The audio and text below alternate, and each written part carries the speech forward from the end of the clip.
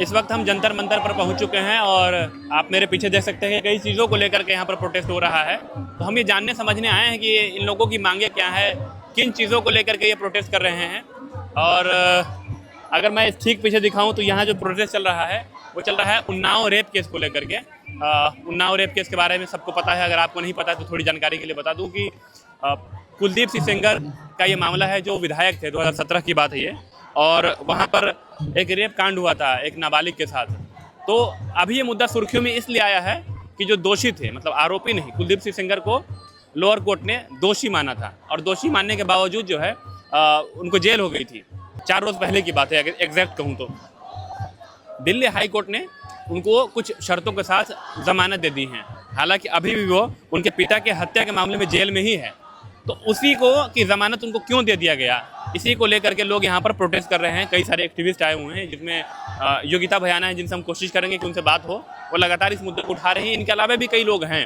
तो हम इस भीड़ में जाएंगे अभी और कुछ लोगों से बात करेंगे, जानेंगे कि वो नारे क्या लगा रहे हैं और क्यों लगा रहे हैं, उनकी मांगे क्या है। देखिए, ये इसलिए किया जाने की ज़रूरत पड़ी क्योंकि हम देख रहे हैं कि किस तरह से इतना शर्मनाक जो है आदेश आता है हाईकोर्ट की तरफ से, जहाँ पे कुलदीप सेंगर जैसे एक रेपिस्ट की जो बेल है उसको रद्द कर दिया जाता है और उनको जो लाइफ इम्प्रिजनमेंट की सजा दी गई थी उसको सस्पेंड कर दिया जाता है।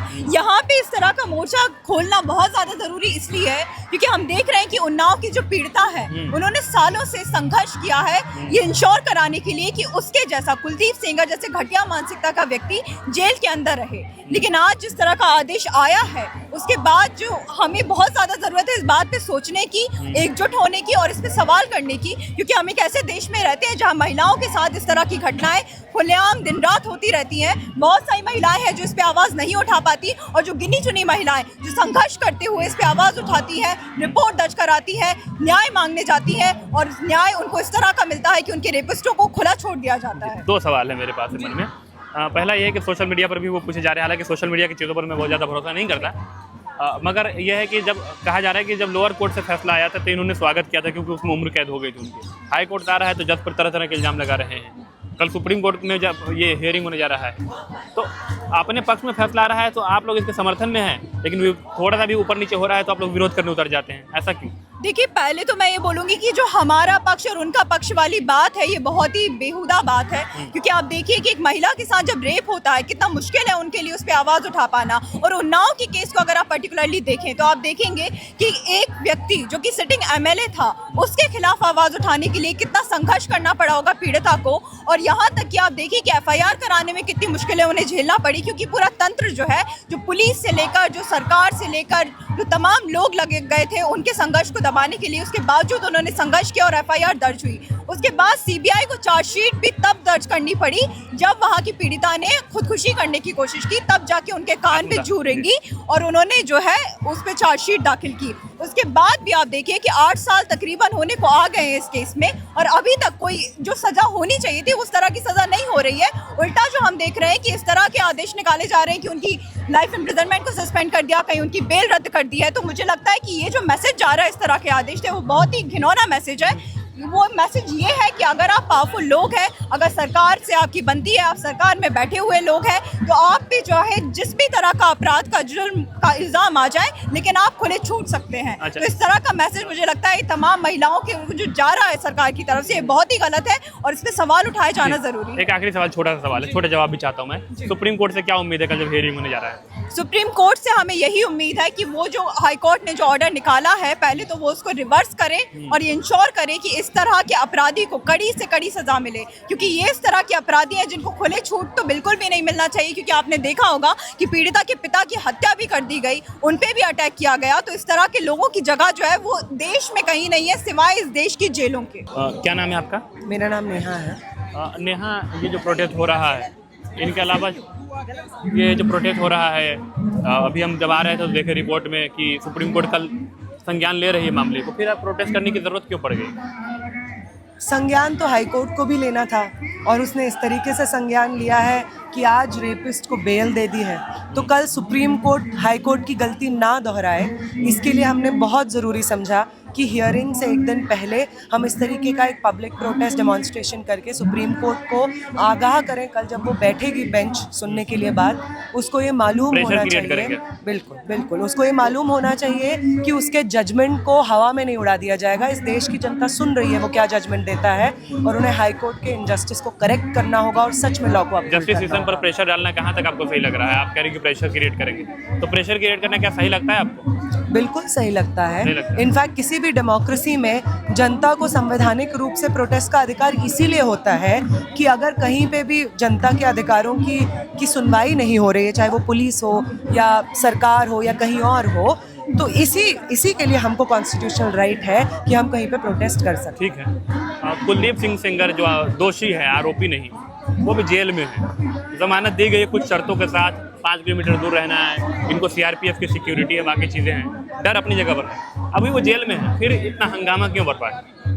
हंगामा इसलिए बरप रहा है क्योंकि 2 चीज़ है इसमें। एक तो पहली बात कि कितनी आयरॉनिक ये बात है कि वो आदमी इतना बड़ा दोषी है, उस पर इतने सारे मुकदमों के लिए वो सज़ा काट रहा है कि उसको एक केस में बेल मिल गई तो भी वो जेल में है, तो भी वो बाहर नहीं आ पाए। पहली बात ये। लेकिन ये चीज़ किसी चीज़ का रीजनिंग नहीं है, इसलिए ज़रूरी है सुप्रीम कोर्ट में, इसलिए मैंने सोचा कि बिल्कुल हाँ, लेकिन कोई भी कोर्ट इस तरीके का प्रेसिडेंट सेट नहीं कर सकता है महिलाओं के लिए। महिला सुरक्षा जैसे इतने इम्पोर्टेंट मामले पे कोर्ट्स इस तरीके का प्रेसिडेंट सेट करें, ये हमें सही नहीं लगता है कि रेपिस्ट को बेल मिल जाएगी, वो भी ऐसा रेपिस्ट जिसने ना सिर्फ रेप किया है बल्कि वो इतना ताकतवर है कि पूरा सिस्टम उनके हाथों पे नाच रहा है और उसके हिसाब से इन्वेस्टिगेशन डिरेल भी हो जाती है, फैमिली मेम्बर्स भी मर जाते हैं। तो इसलिए ये ज़रूरी है कि वो व्यक्ति जेल में रहे। और आप ये कितना अनफेयर है, अब क्या सर्वाइवर पूरे समय सुबह से लेकर शाम तक सीआरपीएफ की निगरानी में रहेंगी क्या? ये कहाँ तक सही है कि एक तरह से कैद कर रहे हैं आप सर्वाइवर को सिर्फ इसलिए क्योंकि आप एक रेपिस्ट के पक्ष में उनको आज़ाद घुमाना, आप चाहते हैं कि वो आज़ाद घूमे। ये बिल्कुल सही नहीं है। जितनी भी शर्तें हो वो सब शर्तें सर्वाइवर के लिए अनजस्ट हैं, वो इनजस्टिस है। सर्वाइवर कैद होकर सीआरपीएफ के चाहे वो गिरफ्त में हो या कहीं पे वो नहीं रह सकती हैं, गिरफ्तार रेपिस्ट को होना। एक आखिरी सवाल पूछ लेता हूँ कि मांग क्या है? अगर मैं सीधे तौर पे पूछूँ, आपने सारी बातें बता दी, अगर मैं एक कंक्लूजन के तौर पे पूछूँ कि मांग क्या है इस प्रोटेस्ट के जरिए, आप लोग क्या चाहते हैं? बस 2 मांगे हैं। पहली मांग ये है कि रेपिस्टों को जेल में बंद होना चाहिए और दूसरी मांग ये है कि इस देश में महिलाओं को इंक्लूडिंग द उन्नाव सर्वाइवर पूरी आज़ादी होनी चाहिए, कहीं पे कैसे भी घूमने की, बिना इस खौफ के घूमने की कि वो लोग जो उनके दोषी हैं वो कल उनके साथ कुछ बुरा कर सकते हैं, उनके फैमिली के साथ कुछ बुरा कर सकते हैं। क्या नाम है आपका? ओपिका। आप बता रही थी कि जेएनयू की वाइस प्रेसिडेंट भी आप हैं। ये जो आपके कई सारे प्रदर्शनकारी साथी से मैं बात किया हूँ तो सबने बताया अपने अपने हिसाब से, ये प्रोटेस्ट करने के मकसद क्या है, मिशन क्या है, क्या चाहती हैं आप इससे? ये डिमांड तो हमारा वेरी क्लियर है। 2017 से एक सर्वाइवर अपनी जस्टिस के लिए डिमांड करती आई है। उनका पिताजी का कस्टोडियल डेथ हो गया है पुलिस ब्रूटैलिटी के कारण। उनके जो 2 आंटी है उनका हत्या हो गई है एक स्टेज्ड एक्सीडेंट के द्वारा, और उसी को ध्यान में रख के केस को दिल्ली में शिफ्ट किया। अब दिल्ली के जो हाई कोर्ट ने जजमेंट दिया है एक कन्विक्टेड रेपिस्ट को एक पॉक्सो केस में अंदर गए एक बीजेपी के एमएलए को बेल देने का, इसके सख्त खिलाफ है हम, और तब तक उनका बेल को रिवोक नहीं किया जा सकता हम प्रोटेस्ट में शामिल रहेंगे। और सारे जो प्रगतिशील संगठन है, जेएनयूएसयू है, एसएफआई है, ये पीड़िता के साथ है, सर्वाइवर के साथ है और किसी भी हद तक जाने के लिए तैयार है न्याय मिलने के लिए। देखिए, आप पढ़ी लिखी है, जेएनयू के वाइस प्रेसिडेंट, कहने की ज़रूरत नहीं है। जब लोअर कोर्ट ने फैसला किया था कि उसको उम्र कैद का, तब आपने एक्सेप्ट कर लिया था। अब दिल्ली हाई कोर्ट ने कुछ शर्तों के साथ उसको जमानत दी जबकि वो अभी जेल में है, तब उससे आप इनकार कर रही हैं। और कल जब सुप्रीम कोर्ट, अभी हम जब बात कर रहे हैं उसके कल होकर के सुप्रीम कोर्ट हियरिंग करने जा रहा है, सुनने जा रहा है, सब कुछ चल ही रहा है प्रक्रिया के हिसाब से, फिर प्रोटेस्ट करने की जरूरत क्यों पड़ गई? प्रक्रिया के हिसाब से नहीं चल रहे हैं ना। When the high court is giving bail to a convicted rapist in a POCSO case and then the same Modi government is saying बेटी बचाओ बेटी पढ़ाओ, there is a direct contradiction in the fact that on the one hand you are saying that gender justice, on the one hand you are raising slogans for women and daughters of the country, and the same daughter, an underage girl who was raped and she's saying that her convict should not come out because her safety is at stake here, her justice is at stake here.